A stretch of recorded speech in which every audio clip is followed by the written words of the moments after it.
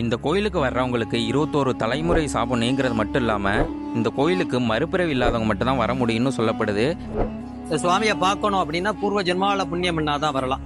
இறைவி இருக்கிற யாரும் இங்கே வர முடியாது. இந்த கோவிலில் இருக்க மூலவர் பெயர் விஸ்வநாத சுவாமி, அம்பாள் பெயர் வேதாந்த நாயகி. இங்கு ருத்ராட்சம் தான் பிரசாதமாக கொடுக்கப்படுது.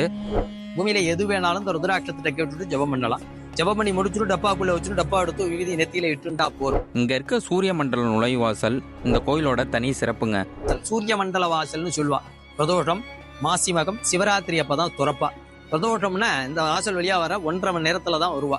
சாயரைச்சு 6 to 7:30 தான் துறப்பா. இப்ப யார் வந்தாலும் 21 தலைமுறை பித்ரு சாபம் போகும்.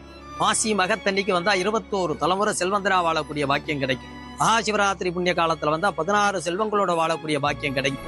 இந்த கோயிலோட ஃபுல் வீடியோ நம்மளோட யூடியூப் சேனலில் அப்லோட் பண்ணியிருக்கேன், மறக்காமல் போய் பாருங்கள். இதே மாதிரி கோவில் தகவல் தெரிஞ்சுக்க நம்ம சேனலை ஃபாலோ பண்ணுங்கள்.